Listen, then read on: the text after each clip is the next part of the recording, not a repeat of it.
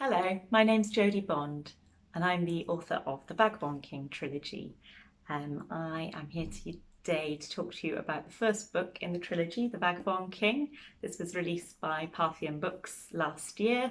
I'm currently working on the second part at the moment. I am greeting you from my home in Cardiff, currently in lockdown. I do hope you're all keeping safe and well. It's a very difficult time. But I do hope stories can help ease things for us. I'm certainly getting loads of reading done at the moment. Um, so The Vagabond King, I'm going to read you a couple of extracts. The book follows the story of Threon Greenbrook, who is a prince in a land called the Waterlands. And he is exiled from his home when it's invaded by these immortal raiders. And so this whole story is about him trying to claw back his home and restore peace. So rather than it being a rags to riches story, it's more of a riches to rags. Paul Threon, he gets put through the mill a bit. So the first bit I want to read to you is from the prologue. So this is, I think this is Threon's first scene. The road to the castle danced under Threon's feet, lings and gainly with drink. An ingrained homing sense always dragged him back after a night drinking with the soldiers. On arriving at the front gate, he nearly walked straight into it. It stretched up far above him in a smaller door set into its thick wood. The guards usually remembered to leave it open until he returned. He cursed under his breath. Bringing a fist against the door, he called out, "Guards!" No answer. "Where the hell are you?" More silence. "Guards, open the gate." He held out a hand to steady himself against the wood, then kicked the door in frustration. Where was everyone? He looked around, listened in the darkness. No sound came from the stables, the kitchen, the guardroom. The entire castle was silent. Wariness sparked a little sobriety in him. He pulled a knife from his boot and levered it at the bolt on the door. It swung open with surprising ease. Inside, the main courtyard was empty. No torches burned. The shadows of night shift workers were absent. A lone horse snorted as it paced across the cobbles loose from the stables. He trod a careful path across the yard towards the main building, glancing around, eyes straining in the darkness. Then he saw the guards. He froze, his heart quickened. Their bodies were piled against the stable walls, lifeless. Death changed the way a body looked. The skin, where it wasn't bloody or crusted, was waxy and pale. The flesh hung heavier on the bones. And there was something about their stillness, their inert chests and unblinking eyes, that made him shudder. He knelt down, shaking as he scanned the faces. Tonight's guards. 2 young stable boys, a maid. Their throats gaped dark crimson. Raiders. They had come at last. So that's your introduction to the main character there. And he goes on to have quite a few adventures here and in the next book and in the third part when I work out what happens in that one. I also want to share another character with you. So in the world I've created, it's a traditional medieval fantasy world, but I've stolen a fair bit from Greek mythology and taken a few influences there. So there are gods who walk the land, and they represent 3 elements: earth, air and water.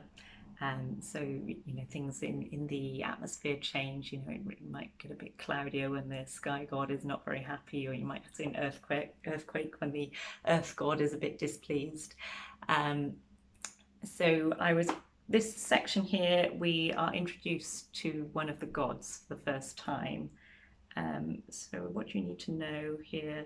So this is Samantha, who is one of the other primary characters. She's a single mum. She's been trying to make some money for her family. She works as an inventor and engineer. She's created a flying machine, and she intends to sell it to the Empress in the capital city. Unfortunately, as she is flying this machine to the capital, an unearthly gust of wind crashes her out of the sky, and she lands on the floor of a mine pit. A tangle of metal, fabric dashed across rocks, and the body of a woman splayed on the surface. Samantha had landed in a working mine. She opened her eyes, afraid to move. A dozen slaves ambled past, eyes sullen, apathetic. But she was alive, miraculously. Propping up on her elbows, she noted scrapes, blood, and deep bruising. She could still move, nothing broken. The fall should have killed her. The wind picked up again, and she shielded her eyes from dust that stirred from the mine's surface. She mustn't be caught here. Punishment for trespassing was enslavement or death, and she knew which she would prefer. She stood, glancing around, looking for a way out. "Where do you think you're going?" The voice arrived on the wind. "Who's there?" It was not the voice of a slave, nor the voice of any man. It rang in her skull, bypassing any means of hearing. "Oh, come now, Samantha, I think you know," it said. The voice was male, musical and darkly playful. It arrived in her mind like an invading thought. She picked up a stick that lay on the ground, ready to defend herself. "You wanted to be me," it continued. "You wanted to play God." She dropped the stick. Bile rose at the back of her throat. Colours began to manifest on the wind, and they outlined a male form. His skin was opaque, and his slender body shifted with the moving air, as though he had been drawn with ribbons that played in the breeze. His long pale hair streaked out like cirrus clouds in the wind. She fell to the floor in prostration. "Lord Zenith," she said, face against the ground. The voice laughed quietly, the sound now reaching her ears. "You are the first human to conquer the air. I'm impressed. It takes a lot to impress me. The first to join the birds and the stars in my domain." She kept her face to the ground, eyes clasped shut. Drawing a Vyara, one of the three gods, into the living realm was seldom met with reward. "Stand up." She glanced up, uncertain. "I said stand." The air under her body seemed to swell and grow in pressure, and she was forced to her feet. "Pretty thing," he said. As he circled her, a cool wind ruffled her hair and shirt. "So you were seeking to make a profit by giving the key to the skies to your race. Who gave you the right?" The humour left his voice as he bit off the last words. She couldn't read his face, transparent and wavering against the grey sky.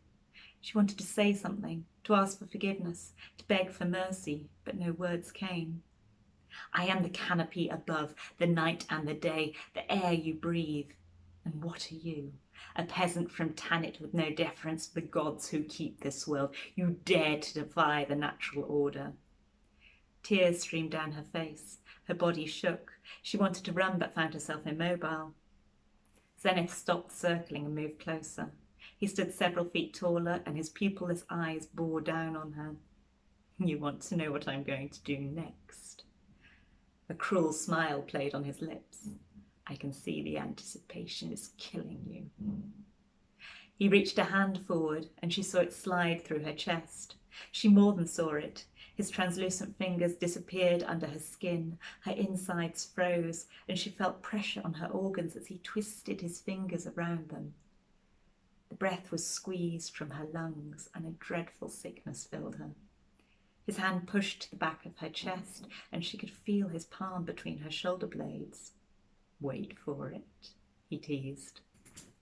Samantha let out a cry, an unbearable pain, like two knives forcing themselves from her spine into the cool air. The pain lengthened. She felt new bones growing out from her back, like new branches stemming from a tree, two stumps of flesh pushed up and out of her body. They grew to her left and to her right, beyond her peripheral vision. She gasped for air. More thin bones branched down from the protrusions, forming a pair of skeletal wings. Thin fronds of flesh weaved between them, and she could see veins entwining with the new skin. Zenith removed his hand and stepped back. Samantha collapsed to the floor and vomited. She retched until her throat was raw and nose and eyes streamed with water. Her body felt false, unnatural. A new weight pulled at her back. Then a sharp tingle spread across her shoulders and spine, making her shudder. New appendages moved with her. First, fist pounding the dirt, she tried to will the sensation away. It spread from her back, along her limbs and through her chest, hot and cold pinpricks. She saw the colour drain from her hands as they turned from tan to deep grey. They matched the stone on which she cowered. Her red hair turned black. A scream forced itself from her throat. In the distance, a handful of slaves looked up but didn't stop. There, said Zenith above her. You didn't think I was going to kill you, did you? She didn't meet his eyes. Every single movement felt unreal. What's happening to me? I couldn't let you go totally unpunished, but to waste such a fine mind as yours, that would be madness. You really should be more grateful that you're still alive. He proffered a large, formless hand.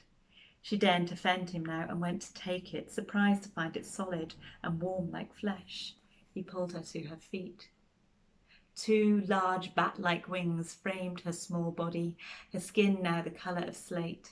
Her shirt fell in tatters about her shoulders, where it had been ripped by the wings. You look marvellous. He gripped her by the arms. Now this is a creature that belongs in my sky. Zenith is one of my favourite characters. He's a real nasty piece of work and really enjoys himself playing that part. So those are the two extracts I wanted to share with you. I hope you enjoyed. I would say available in all good bookshops, but as soon as they are opened again, you can find this book online if you're interested in reading. I do hope you all keep safe and well, and thank you for listening.